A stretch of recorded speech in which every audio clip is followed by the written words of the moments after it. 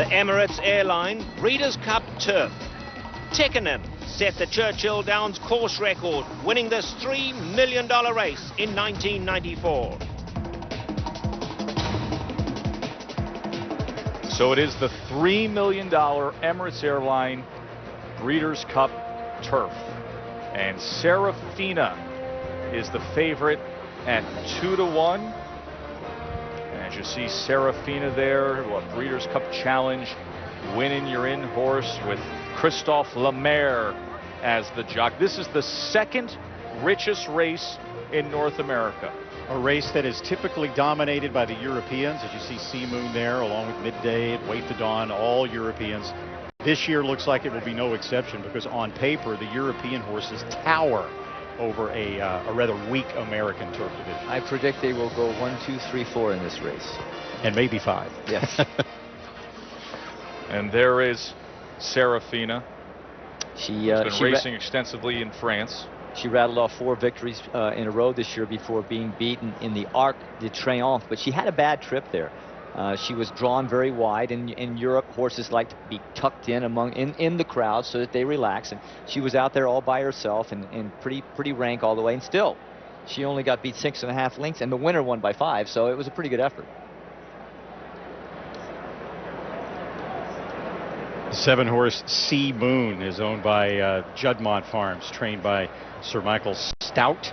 Last time out, finished 3rd in a race called the St Leger at Doncaster in England, in which he got into a world of trouble. You can go on YouTube actually and watch the video for yourself if you want to. This horse was just buried throughout the lane, had no chance to get out. Before that, 3 very impressive victories in succession, so I think he's got an excellent shot at it. This is a made-for-TV production day of weather here, as you can even see the glimpse of a sparkle of the sun coming into your lens there as we look at Sea Moon. But not the case, Jay Privman, 2 days ago, when rain caused a bit of frustration for some of the European trainers, as is the case with Sea Moon. That's right, including Sea Moon. Michael Stout was very upset that morning because they closed the grass course and didn't allow the European horses to train on it at 9:30. And there was a pretty good kerfuffle that went on among some track management at Churchill Downs and the trainers who were trying to open the gate to get on the course and whatnot. Now, this is the second year in a row that there's been some controversy with Michael Stout. Last year, what happened was he wanted to run workforce, but he wasn't happy with the ground because it was too hard. This year, Churchill Downs was trying to protect the course the other day, didn't let the trainers on to work Sea Moon, but it went over much more poorly in Europe. The Daily Mail said this was a tense standoff which did little to advance Anglo-American relations. Joe? What is this, 1776? So such was the case the other day on Thursday. I talked to Sir Michael Stout. I won the World Cup for him in 1997. And he's a very nice man, and he had kind of calmed down a little bit the following morning, and he said, listen, I have to make an adjustment. He was going to work him 6 furlongs, now he worked him 4 furlongs. So he said it's not ideal, but it shouldn't affect him to a great deal. Not many people in England are going to tell someone whose name begins with a Sir that they can't work their horses when they want to. He's not accustomed to that. Let's go to Sir Kenny Mayne. Kenny, listen, I'm struggling a bit today, but let me just throw this out there in terms of where you may be gambling. 5 times today, the number 8 has won. Any love for Brilliant Speed? No, there's no problem with betting numbers once in a while, but fortunately we haven't had to out here. I've been dealing with government officials from the last pick 4, and this is the start of a new pick 4. Can we have a moment of silence that crazy man John McCrick is not with us today? Yeah, he's still alive. When he's here, you have a moment of silence. Like 15 minutes of silence. He likes to come out and brag about his Euro Turf horses. You guys have already done that. I mean, it really makes a lot of sense. The one I think stands out is the 3-year-old Sea Moon. It just hasn't had too many starts, but it's so fresh. The numbers are solid. And you can pick any one of them and do well here. Well, he had won 3 races in a row, and then in his last start, he's a beaten favorite. But he had a lot of trouble in that race, and he now takes on older horses for the first time. But I can tell you this about Sir Michael Stout. He doesn't make a trip like this for nothing. And I think that's a big factor. And, of course, he gets the beloved Lasix for the first time, that being the anticoagulant. And I like his chances very much. A Wait to Dawn and Midday, another one taking on the males, and they say she has never been better. That's my exacta box, but I'm going to put some money on Sea Moon, $50 to win. And Hank and I, by the way, Joe, we walked the course several times. That's why we look so fit today. You do look good. I'm happy to hear you had a signer there, Kenny. Sea Moon is 7-2. Hammer likes Sea Moon. St Nicholas Abbey is the #1, trained by Aidan O'Brien, who had the win in the juvenile turf earlier today with Rote. The jockey for St Nicholas Abbey will be Aidan O'Brien's son, Joseph. His 18-year-old son, Joseph. And moments ago, Jerry caught up with him. Joseph, you ride St. Nicholas Abbey in the Breeders' Cup turf here, but this is your first time riding a Breeders' Cup race. First of all, how have you found America since you've gotten here? Yeah, obviously it's very different, I suppose. The track work in the morning and between everything, it's very different, but I'm enjoying him. We're looking forward to it. Okay, well, you've got such a famous father over there, Aidan O'Brien. How is it riding for your dad? I know I rode for a lot of trainers that I was just friends with, and sometimes it's difficult, but so how is it riding for not only such a famous guy, but your dad? Obviously there's pressure and there's plenty of different things, but I suppose when you can just do your best and try and get the horses to run as well as possible, that's all you can do. Well, word is you're one of the sharpest guys around the barn. You know, in fact, maybe you prompt some of the training. How do you see the race setting up, and how do you assess your chances on St. Nicholas Abbey? I think he's a good chance as any. He handles good ground. Hopefully, think it's dried out a bit since yesterday, so that'll be in his favour. I'm not sure if there's a whole lot of pace in it, but I'll let him leave the stalls and see what happens after that. Okay, well, Joseph, I was kind of tall for a jockey over here, and you're fairly tall. You're a growing young man. How long do you plan to stay as a rider? I'll ride as long as I can, as long as my weight stays in and around the 9 stone mark. I'll see how it goes from there. Obviously, I'm not going to kill myself to ride horses every day, but I'll do my best to keep it under control. All right, well, you're a brilliant young man. Thanks for joining us, and good luck in the turf. Thanks very much, Jerry. What a nice young man Joseph O'Brien is. Although, Randy, I think you and I may have pari-mutuel tickets in our wallet older than Joseph O'Brien. Taking a look at him there. If he wins, he'll be the youngest jockey in Breeders' Cup history to win a race. He referenced 9 stone in American weight. That's 126 pounds, and he's 5'11". He's quite tall. Yeah, you'll see as he comes out. He's almost 6 feet tall. So yeah, he might go to the jumps, which you can be taller and heavier. But yeah, I think ultimately he'll be a trainer. Let's bring in our European racing expert, Nick Luck. Nick, I don't know if someday you're going to have young Clementine Florence Marguerite Luck up in the irons, but there's Joseph O'Brien ready to go. Joseph O'Brien, Joe, is a young man of cool temperament and real assurance in the saddle, and has earned rave reviews from some of his senior colleagues in England in recent days for his rides on Roderick O'Connor in the Irish Guineas. That was a classic, and on Camelot in the Racing Post Trophy, a Group 1 on a 2-year-old. And I think what is underappreciated is the integral part he is now playing in the training of these horses, helping his father decide who rides which horse in the morning, chalking up the worksheet and reporting on all the important Group 1 high-quality bloodstock that Ballydoyle houses. This is a man that is to be trusted on a Group or Grade 1 horse. Look how tall this jockey is. He is 5'11" and growing all the time. He may not have too many more chances because his weight is getting the better of him. Yeah, by the next Breeders' Cup, he may be looking like an American basketball player. If he rode in the United States, he couldn't ride. 126 pounds, he'd be out of the business, but the weights are higher for racing in Europe. So, the Emirates Airline Breeders' Cup Turf and the father-son combination of the O'Briens is coming up next.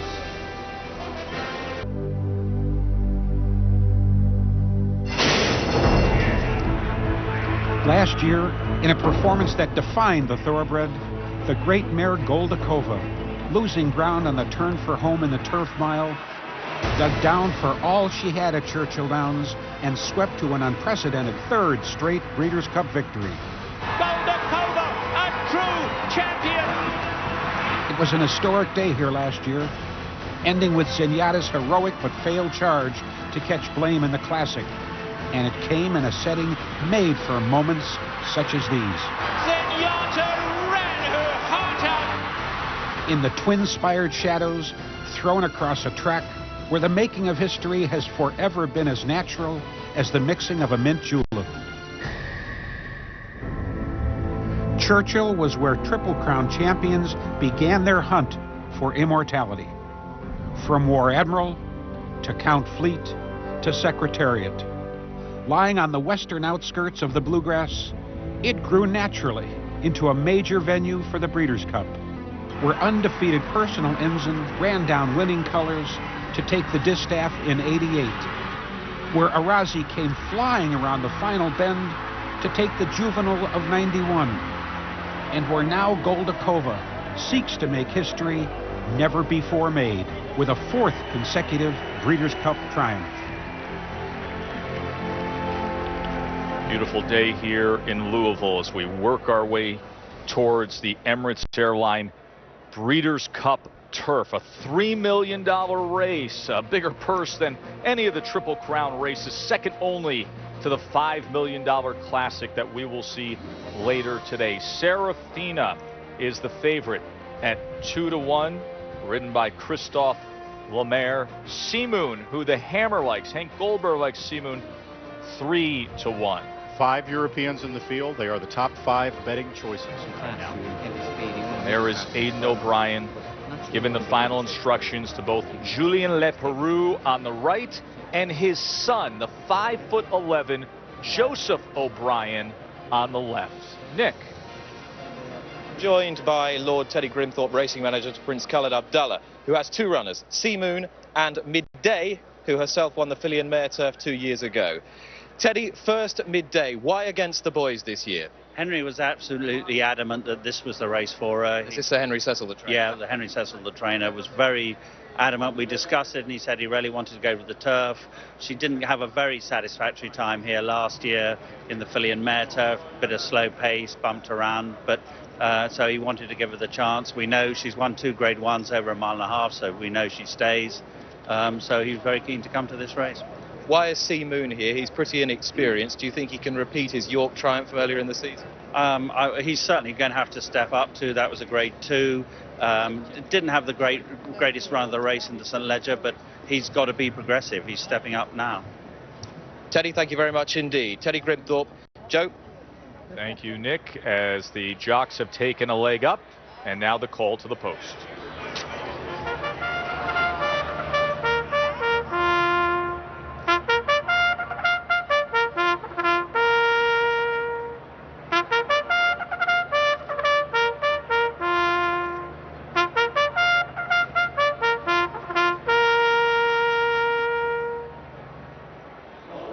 Twin Spires overlooking that 1.5 miles that they'll be running on the grass. Post parade for the turf is brought to you by Equibase, the Thoroughbred Industries official database for racing and wagering information. There is St Nicholas Abbey. We heard from Joseph O'Brien, 18 years old. St Nicholas Abbey won the Group 1 Coronation Cup at Ascot. Next is your favorite, number 2, Saraphina, owned by the 74-year-old His Highness the Aga Khan, the spiritual leader of a branch of Shiite Muslims, trained by Alain de Royer Dupré, who won the inaugural Breeders' Cup Mile way back in 1984 with Lashkari. Acting up just a little bit, these Europeans usually go to post without a pony. This one looks like she may not be agreeing with the fact that the pony is so close to her right now. Being led out to the track by the groom there. That is your favorite. And now they're just going to let her go off, Jerry. What do you make of it? Oh, she looks awesome. I mean, this is the way they normally do it in Europe, so she's spot on right now. Yeah. Who needs the post parade? Let's get ready to try to go out there and conquer a $3 million Breeders' Cup race. So Seraphina is 2-1.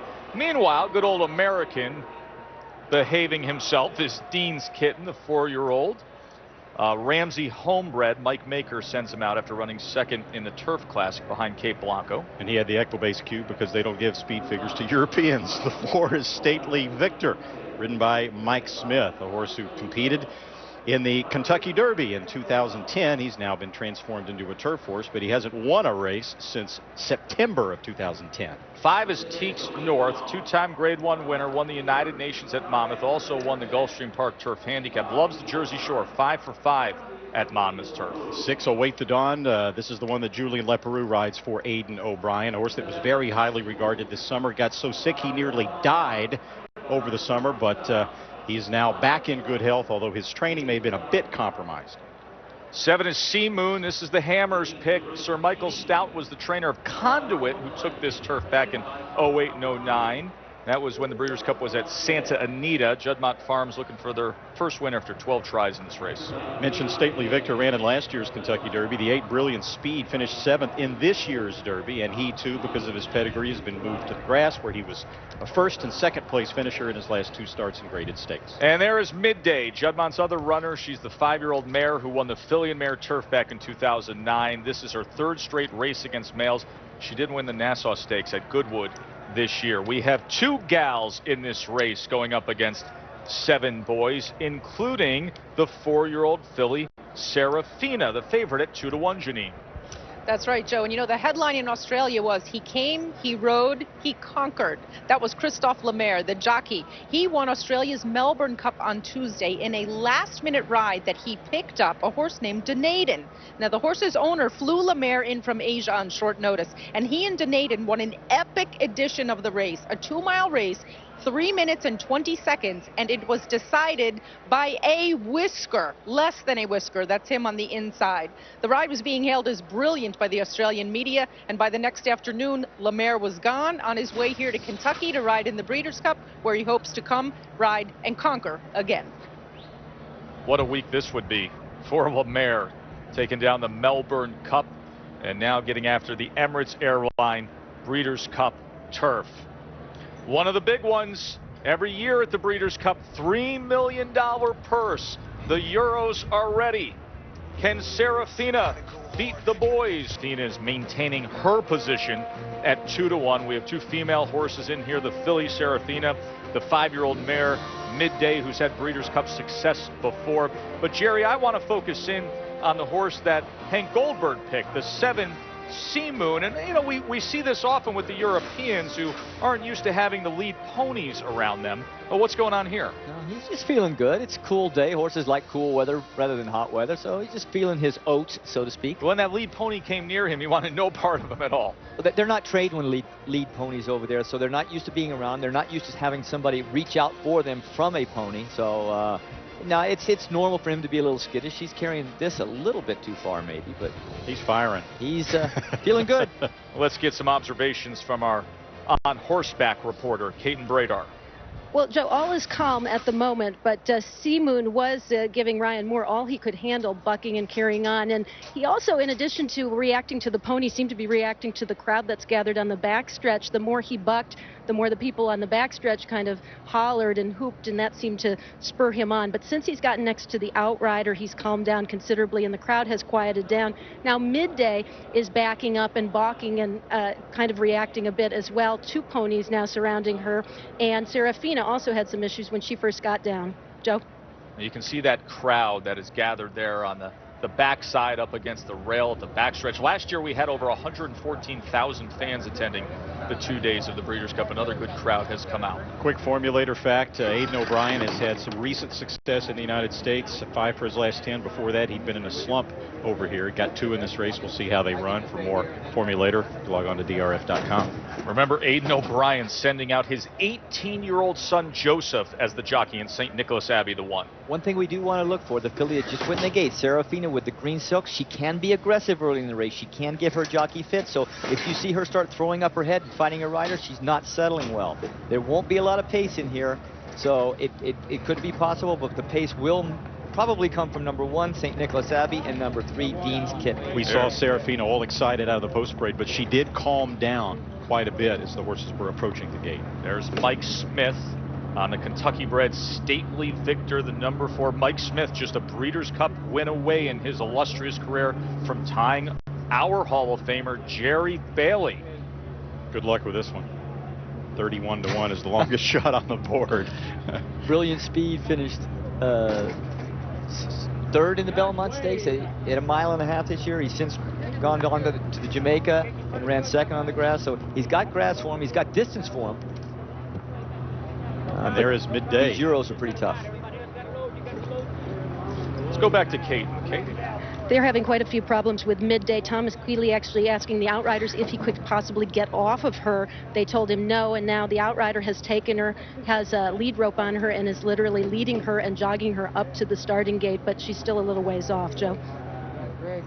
What do you make of it, Jerry? Well, the reason that he can't get off is all horses are required to carry their weight from the time the jockeys are put on until they leave the gate. So that's by rule that she can't do that. The reason he wanted to get off is a lot of times once you dismount, the horse will relax. They'll go wherever you want them to a lot easier, especially inside the gate. She's seen this before. She was here last year, as we've mentioned, the last couple of years to America. So she's experienced American-style racing, but something has just got her a little bit bothered right now. Is Midday at 5-1, and let's see how the mare goes into the gate. Here's Trevor Denman with the call. All set now for the Emirates Airline turf. Field sent on their 1.5 mile journey. Quickest into stride is Dean's Kitten along the inside, but they're all lining up for the lead here. There goes Await the Dawn now, and Await the Dawn is the new leader. On the far side, Midday in the pink cap is going up and joined second. Brilliant Speed and Teeks North are in there as well. Here's St Nicholas Abbey down at the rail. Now they're slowing it right down up front. St Nicholas Abbey just 2.5 off them. Then back to the filly Saraphina. She's pretty keen to go on. She's taken a strong hold in the green colours. Only 4.5 off the leaders. No pace on up there at all. Stately Victor has taken back to be second last. The Metal Leaf Sea Moon as the trailer. 8 lengths would cover the lot. So they come to the stop of the stretch. First time round in the Emirates Airline turf. And out on the lead is Await the Dawn, in front by just over a length. Dean's Kitten is tracking from second. Midday in the pink cap moving up alongside of that. On the outside we have Brilliant Speed in the red cap. Only 2 lengths separates these first 4. Dean's Kitten now going to turn the pressure on a little. St Nicholas Abbey's in a perfect spot in 5th, just 3 lengths off the leaders. Saraphina a little more relaxed, but still pretty keen to go on in the green. She's no more than 3.5 off the leader. Teeks North is scraping the rail on the inside. They've been followed then by Sea Moon, who's second last, and Stately Victor trails. 6 lengths would cover the lot. On to the backstretch they go, and it is still Await the Dawn and Julian Laperoux just in front now as Dean's Kitten is putting a little pressure on them. On the far side we have Brilliant Speed in 3rd. Inside of that comes Midday just loping along in 4th. Now Saraphina in the green between runners, 2 lengths off the leaders. Then it's St Nicholas Abbey. On the inside, Tweaks North. On the far side of those two comes Sea Moon, only 3.5 off the leaders, and still the trailer Stately Victor. They're going to have to turn this one into a sprint for home now. It is still Await the Dawn, the leader. Let's see who's the first to make a move. Here comes Brilliant Speed now. Brilliant Speed on the outside. Dean's Kitten between them. Saraphina's traveling nicely right behind them, and Sea Moon crying out for who? Sea Moon hooks to the grandstand side with a white face. Here comes Sea Moon now, but got first runners Brilliant Speed. Brilliant Speed down the centre. St Nicholas Abbey with a late run. Saraphina could not quicken with him, is trying to come on late, but it's St Nicholas Abbey. St Nicholas Abbey, history in the making. St Nicholas Abbey, Joey O'Brien for his father, Aidan O'Brien. History is made. St Nicholas Abbey wins. Second will be Sea Moon, third will be Brilliant Speed, and Saraphina had to settle for 4th on the afternoon. It's Father's Day at the Breeders' Cup. Can you believe that? 18-year-old Joseph O'Brien given the mount by his father, Aidan O'Brien, the world-class trainer, and he delivers him a Breeders' Cup championship. Janine is standing by with the proud dad. And congratulations all around, Aidan. Plenty of big wins for you, but this one's got to feel a little bit different. What's this moment like for you, having your son on board? Very, very special, very special. Yeah, it was unbelievable. This is multitasking here, guys. He's texting and talking at the same time. Yeah. What do you think of your boy's ride? No, wonderful ride. Incredible. What can I say? He's amazing rider. What are you texting right now? I'm just going to ring my mum. So just going to say well done to her. So brilliant, yeah. That's more important. Absolutely. Congratulations to the whole family. Well done. Thank you very much. Thank you. 18 years old. Dad says, we're going over to the USA. I'm going to put you on St. Nicholas Abbey in a $3 million Breeders' Cup turf, and he delivers. When Fernando Jara won the Breeders' Cup Classic on Invasor in 2006, he was 18 years, 321 days old. Joey is 18 years, 161 days old. Jay Privman. And I'm with Aidan O'Brien's wife, Joseph O'Brien's mother. Congratulations, you're crying. What kind of a moment for you? Oh my God, it's incredible. I'm so excited. He gave it a super ride, and the race worked out really well for him, so it's wonderful. So it's fantastic. How nerve-wracking is it for you to watch your 18-year-old son compete in something like this? My heart was going 100 miles an hour. I could hardly stand up. I was so nervous. Thank God it worked out so well, and it's just fantastic to be here and have the opportunity to run in such great races. So we're really pleased to be here, and thank God it worked out so well. Well, congratulations. Thank you very much. Thank you. Thank you. Family celebration. Joe, I can't tell you how much pressure's on a young man. I mean, I couldn't handle this pressure till I had ridden at least 10 years. He's ridden less than a year, or a little over a year rather. And the coolness, I mean, the subtle things that you don't know is what he did leaving the gate. But let's pick it up as he's tucked in it before they turn for home. He's got a perfect trip, 6 or 7 lengths off the lead, saving ground, not dead on the rail, but still saving ground, leaving himself a way out. So what does he do? He deftly goes over heels, angles the horse to the outside. The race is pretty much won from here. The horse is going to take it from here with his encouragement. It's the subtle things before that he did to win the race. Leaving the gate, asking for a little bit of run in order to create some more speed in the race, and then easily taking back and putting himself in a position midway through the race that set all of this up. So and let's now talk coming to to the set is St. Nicholas Abbey with Joseph O'Brien at 18 years old. Congratulations, Joseph. You are the youngest jockey to ever win a Breeders' Cup race. How's it feel? It's a dream come true. Joseph, did you feel any butterflies going around there once you're in the rhythm of the race? I was very happy with my position. My horse was moving very well and going easy, and he picked up where it matters. Did you worry? I mean, there's a cluster of horses in front of you, not at great pace, but a decent pace. Did you wonder if you were going to find room? They went a nice pace. I suppose I had to be patient and wait for the gaps to come, and when I got out at the bottom of the straight, he picked up very good. All right, what's it feel like winning for your dad? It's I've been coming to the Breeders' Cup since I was very small. I was watching the races, and to be actually riding here and to ride the winners, it's out of this world. Go give him a hug. Congratulations, Joseph. He's still texting. He is, probably.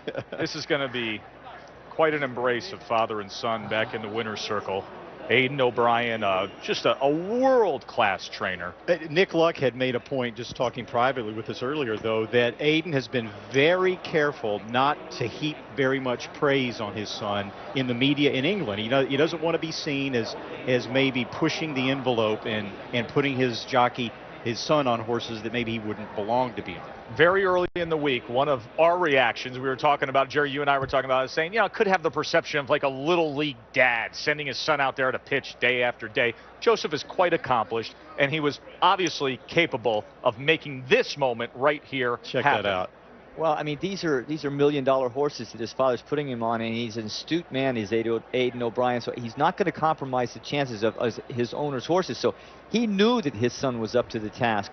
The shame here is this kid won't stay small enough to be riding these kind of races much longer. He'll be lucky to get another year. Yeah, he will. In my opinion, he will be a very good trainer coming up under his father and the foundation that he has already. But I believe, as I said earlier, that he probably goes to the jumps, which is not popular here, but it's very popular in the UK, and he'll be pretty dominant in that. A 5'11", 126-pound, carrying. His jockey career is going to come to an end, but it will always include this. A Breeders' Cup championship for Dad. 18 years old. There is Aidan O'Brien, the trainer. Special moment. St. Nicholas Abbey, the winner of the turf.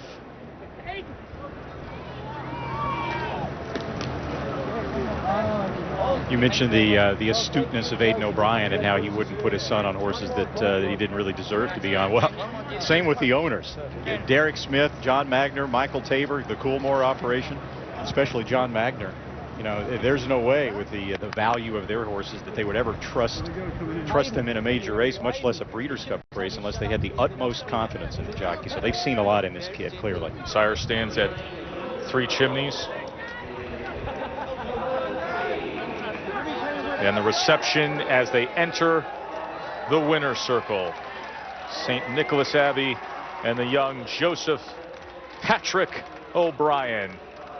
The prices of the Emirates Airline Breeders' Cup Turf. The favorite, Saraphina, was unable to accomplish the task. It goes 1-7-8. St Nicholas Abbey on top of Sea Moon, bringing back a $76.20 exacta. The trifecta went for over 1,200. 3 cheers to the American, Brilliant Speed, who ran a heck of a race in here against these tough Europeans and looked for a point early in the stretch like he'd have a shot to win it. Just the beginning of what should be an amazing series of races as we get deeper into the afternoon here at Churchill Downs. And this was the run to the wire of St Nicholas Abbey and the youngest jockey to ever conquer the Breeders' Cup, Joseph O'Brien. The reaction from the owners of the Coolmore Group, and there in the shades, a proud father, Aidan O'Brien.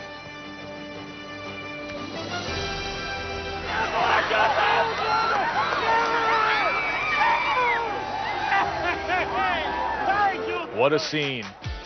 The final jumps to victory for the 4-year-old colt from Europe.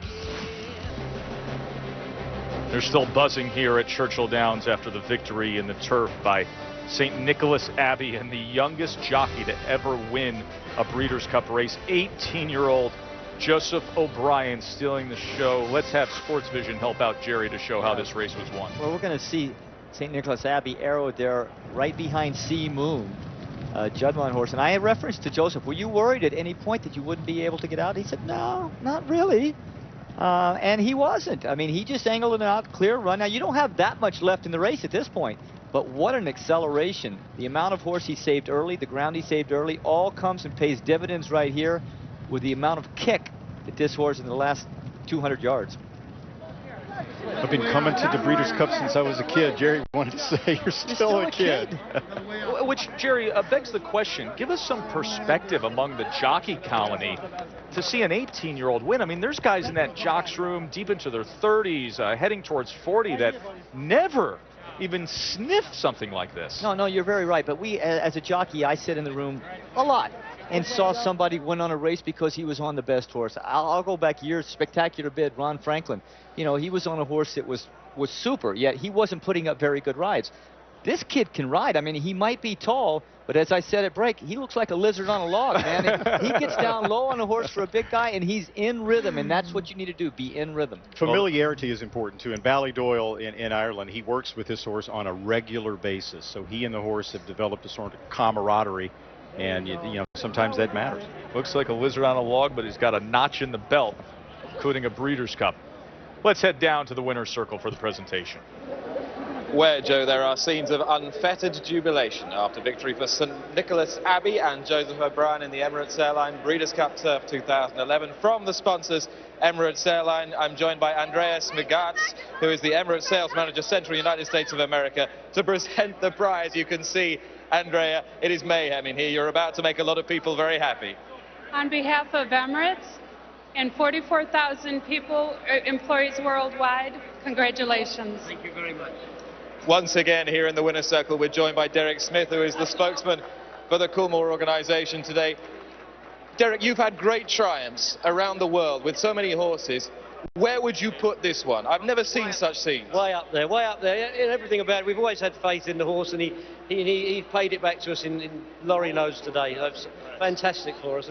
And to see Joseph there, and, you know, it's just a day from the gods. It seemed that you all wanted to embrace the Ballydoyle family in a sense. Well, exactly. I mean, it just means so much to them. They put so much work into everything, and Joe's had a great time of it this year. A classic winner, and now a Breeders' Cup winner. It's just unbelievable for us. We mustn't forget the horse, St Nicholas Abbey, was a champion juvenile off the track, of course, for most of last year. Yeah, absolutely. I mean, he showed all his brilliance today. We always knew it was there, but it just happened.